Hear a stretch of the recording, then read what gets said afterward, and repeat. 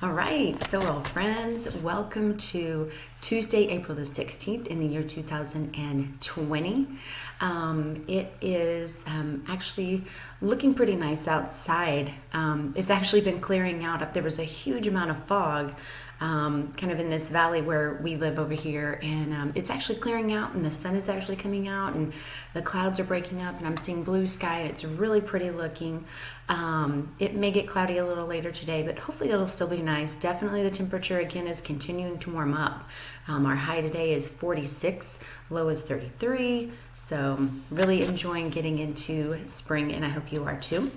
So let's talk about our foreign language today.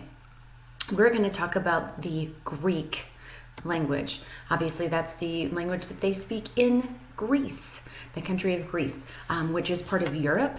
And it is really surrounded, about 2/3 of its actual borders touch the ocean. So they are very attached to the sea and the water. And you will see that represented in their flag here. The blue and the white to them represent the ocean and the waves and the sky, okay? The 9 blue and white stripes represent the letters of the word freedom. And then the cross in the upper corner represents their faith. They are Eastern Orthodox Christian, is the official religion of the country of Greece. And so they've represented that there in their flag. I think it's kind of interesting that there, are some similarities to the American flag with, the stripes and the canton up in the corner. So it's kind of interesting that there are some similarities between those two. Now, I don't know if you know this, but the Greeks will speak some English, but they also speak the language of Greek. And there is an actual Greek alphabet that uses really old ancient symbols as their letters. The kind of the empire of Greece goes back many thousands of years before we started having actual countries like we know them today. So it's a very ancient culture. So here is how they spell their hello. This is how you would spell it using the English alphabet, and it is pronounced Yesu. Yesu. So when you want to say hello to someone, if you ever travel to Greek and you want to, use a little bit of their language, you would say to them, Yesu. All right, so there is our hello in our foreign language today. Let's talk about our observances today. So just some really interesting kind of oddball off the wall ones today. Today is National Dolphin Day. It's also National Gardening Day.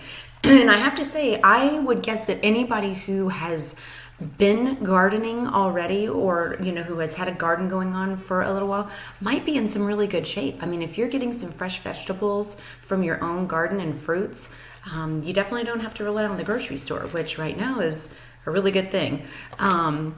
So our words for the day come from those observances, and I've actually got 2, so you've got an option today on what you want to use for your word of the day sentence, okay?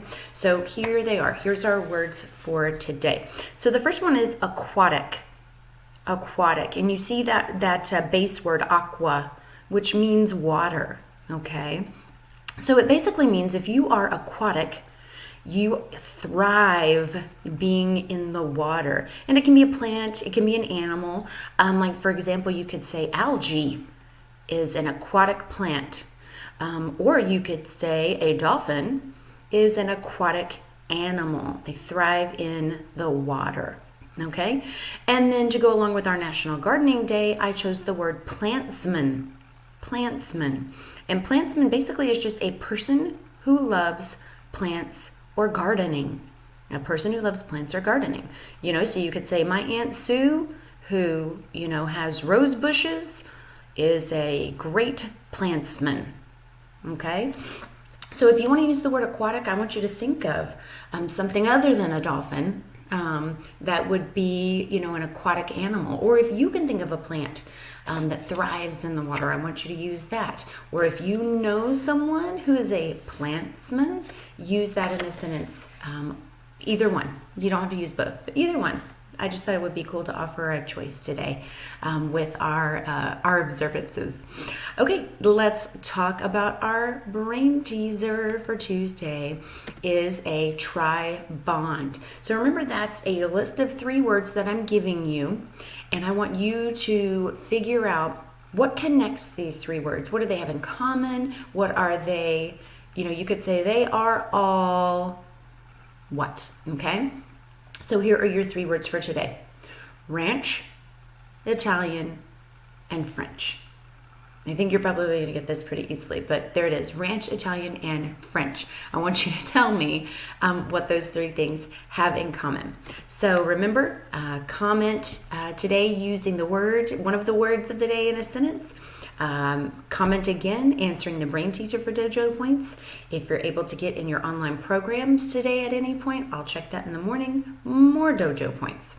Okay, so let's go back to our foreign language, our Greek for today.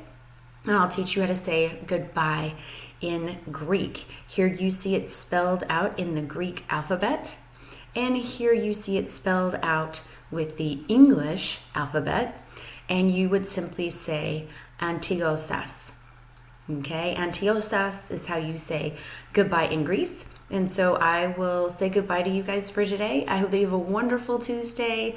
Remember that if you need help, you can always have your parents message me. I can set up a one-on-one session with you to help you with anything. I mean, classwork, whatever you need to be working on. Okay, guys?